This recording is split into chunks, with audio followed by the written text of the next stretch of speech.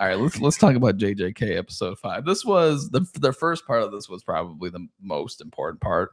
Matsu, Baby Panda, I love you. Yeah, dude. I love you, Baby Panda. So Principal Yaga, who was a main fixture, I'd say, in the first episode. Oh, Priscilla. Hello, Priscilla. Hey, Priscilla. Yeah, in this episode 5, JJK, the first part is pretty tough. We see Yaga's death because the higher ups in JJK are some of the dumbest fucking people in the world, and this is why what happens later, what Gojo ends up happening, it makes completely fuck sense. I'm not gonna give spoilers what he does, but if you have any reasoning to think that he does anything, it would be because the higher ups send God, I forget what his name is, but they send these 2 higher up sorcerers to go and kill Yaga because they're scared that Yaga he's gonna create his own cursed spirit army. I'm like, dude, why are we fucking worrying about Principal Yaga when we should be fucking continuing to worry about Gato? And he's literally starting a war. Like, he's literally starting battle royale, and we're over here worrying about the dude whose son is a panda. Like, be so fucking for real. One of the notes I have is, like, truly Gojo goes away, and everybody in this fucking show decides to go fuck ass crazy. Like, they're all just like, oh, there's no rules. Like, I mean, look at what was about to happen with the Zenin clan before Maki came in. What had been happening. I mean, Gojo was there for all of that, but, like, Gojo's gone, and they're all like, we're gonna go fucking kill Fushiguro. Like, it's so literally, like, he's gone, and everybody's like, there's no rules. Like, so here's insane. So Yaga is falsely framed by the corrupt higher ups of Jujutsu Society and sentenced to death. Like, literally, Gato was starting an army of his little monkeys. Be so for real. He's sentenced to death because they want to know the secret behind his cursed technique. And what Yaga's cursed technique is that he's able to he puts body and soul, like he takes information out of somebody and takes their body and soul and is able to put it into a cursed corpse. But it's actually really kind of like morbid and sad. Yeah, but instead of it being like Mahito, where the cursed corpse are just disgusting monsters who have no mind for their own, he actually, since he takes the information of the soul, he's able to input it into these cursed corpses, and they become sentient and they can live their own life. So, like Panda, he created Panda out of 3 souls, which was his like a son and 2 sisters, his sister and his brother, and they put it inside the soul. So when Panda transforms, he transforms into that level, like he turned to a gorilla and something else. But he's very much like his own person. Yeah, but Yaga looked over Panda like he was a son. He took on that responsibility and turned him into his son, basically. So because the higher ups in Jujutsu Society are like, yeah, that whole cursed thing that you're gonna do, you're gonna rise up against us, and you're a bad guy. Yeah, and they were just waiting for an opportunity. So fucking for real. Like, why are we not all banding forces against Gato? Well, they were just waiting for the opportunity to do this because Gojo was gonna protect Yaga, and because Gojo's gone, they're like, no, fuck this guy. He's dead. But yeah, so they do all that, and where are you, Gojo? Yeah, it's sad. So Yaga gets killed. Panda comes. He's sad. He says even pandas cry. That was so sad. Yeah, it was, like we're watching it. We aren't waiting for the dub to come out. We're watching it subbed, and Panda's voice actor, like the guttural scream he has Panda do as he's like clutching Principal Yaga to his body, so fucking like heart-wrenching. So sad. This was probably the saddest part of the season so far. Yeah, so that was really sad. And I was sad, and then I got fucking angry because I'm like, why? Yeah. Why are we like worrying on the petty bullshit when dude is literally starting battle royale? It's It's fucking stupid, man. I Yeah, don't know it's how so fucking stupid. Like, it pisses me off so bad. Yeah, if anybody didn't Like, what is the point? And like their whole reasoning behind it is because they thought that Yaga, they didn't. This is false information, but they put out that Yaga was in cahoots with Gojo and Gato to allow what happened in the Shibuya incident. And like, it's like this was just such an excuse for them to go after Yaga. Yeah, it was. It's fucking. It's so dumb. Yeah, out of all the people in this universe, that is one of like he's low key probably the nicest person. He is. Like I remember even in the first season when he's first talking to Yuji, he was so like accepting of Yuji. Well, kind of, but he was the nice part comes from him being like, yeah, my cursed spirits here. We don't allow anybody in this place, and usually they go and beat people up, but they seem to like you, so I like you. It was like, all right, cool. So then he has cursed spirits watch over Yuji. Well, I mean, even when Gato like gets controlled by Kenjaku, what did we do? We didn't do anything. The only person that was trying to do something was Gojo, and even then he couldn't do anything about it. Yeah, he wanted to do something about it, but he like it's always what the fuck? It's always an excuse to get rid of Gato getting rid of Gojo or Kenjaku getting rid of Gojo was just an excuse for everybody else to not give a fuck about the world.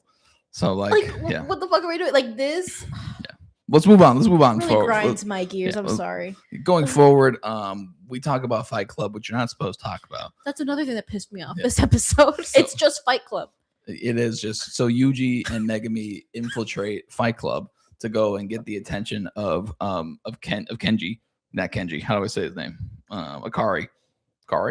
Why do I have Shinji Akari on my head? I have Do you feel like you need to get into the robot? Yeah, I don't know why in my head right now. I'm like, Shinji Akari is here.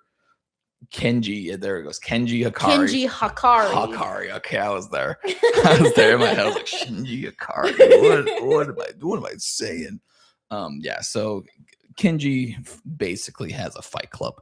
And Kenji Akari is he was kicked out of school because he's dumb. Dude, he's dumb. I could have gotten that from his explanation with Yuji at the end of like him explaining why he hosts a fight club.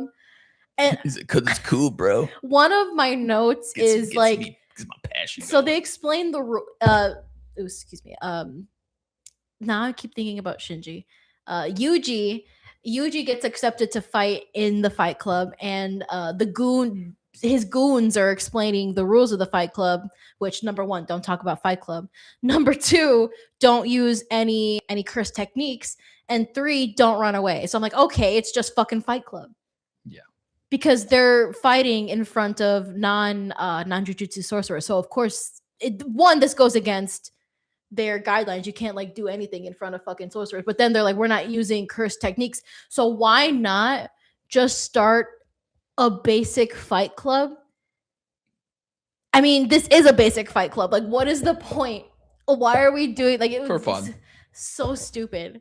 It's literally for fun. It's so stupid. It's literally for fun. Okay. It pisses me off. Hakari is not the brightest bulb in the lights. He's like, not the lightest bulb in the lights. I have a passion for fighting, and I want to change. I want my passion to ignite the jujitsu world. I'm like, okay, then why aren't we fighting with cursed techniques? Because no. Like, what is the fucking point? No. So Yuji and Panda have like a fake fight. Oh, do you remember that SpongeBob episode where they pretend to fight? Oh yeah. That's what this reminded me of. So yeah. But like I think the cool thing about this is that where you see the difference in power now with where Yuji is from season 1 to now, because Yuji and Panda did square off in the first season. Yeah. And Yuji was getting his ass kicked by Panda. But even when they're like shadow boxing and they're like not really fighting, Yuji is like leaps and bounds better than Panda. Yeah, you can really tell he's like holding his punches, and they do. Well, they're holding their punches, but they're trying to like they're being overly exaggerated about it. Yes. I don't know. No, they are. Yes, but they're doing a thing where they're trying to anticipate. They are actually fighting, but they're not hitting each other. I see. So like Panda's trying to get Yuji, but he can't, and he's getting hit, and that's why Panda's like laughing. He's like, oh, you're on a different level, aren't you? Because he's like, well, you know what to do next, right? I just found it very funny the way they animated, because they're like animating the force in it, and then all of a sudden you see tap, tap. Yeah. So Yuji ends up getting sent upstairs to go talk with Akari, and this was their whole plan here, is to send Yuji upstairs because they think Yuji is the most personable person to go and talk with Akari, to convince Akari, this obviously crazy fucking dude, to be on their side. And all Yuji has to do is lie. And Yuji can't lie. Yuji just can't lie. But he almost passed the speech test. He was going with flying colors. And Hikari's like, yeah, all cursed sorcerers are afraid of Gojo. And Yuji's like, who's Gojo? Who's Gojo? You stupid, my stupid boy. My stupid sweet boy. You stupid boy. Why would the one time he tries to fucking lie, he says the one of the dumbest lies. It's not even a lie. It's just wrong information. I don't know how to. What is what he did? I mean, I know it's dumb, but what is that? He just didn't play his part right. He tried.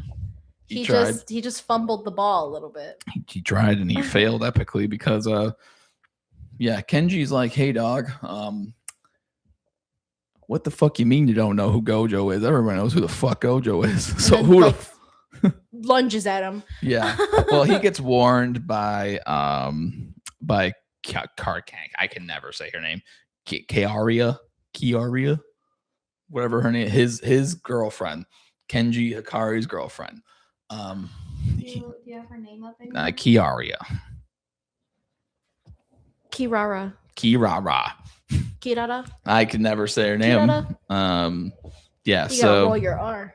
Yeah, sure. Kirara. Maybe. I don't even know if I that is her name. Kirara. Yeah. Where we're going. Hoshi. That's her last name. Hoshi. Yeah. So Hoshi's power is to, I don't know, warn if someone's lying. The lying detector goes off, and Hikari's like, we're gonna box now. This next episode is gonna be sick because Hikari versus Yuji's fight is fucking sick. It's awesome. Hikari is one of my favorite characters because, his whole thing is that, he gets juiced up from the powers of like fighting and stuff. That's his thing. He gets super excited and he has this shit called jackpot. It's gonna be cool. He gambles a lot. I see. It's a big gambler. We love Gambit. He is kind of Gambit, right? So yeah, pretty fun episode. No controversies whatsoever. Nothing came out of this episode whatsoever. Besides one controversy. We can't go 1 week in this show without having a controversy. Was it the animation? Was it the fighting? This is another thing that pissed me off. Was it the fighting? No. Was it the animation? No, people are being transphobic. Oh, it's trans. People are being transphobic. Don't be transphobic. Hoshi.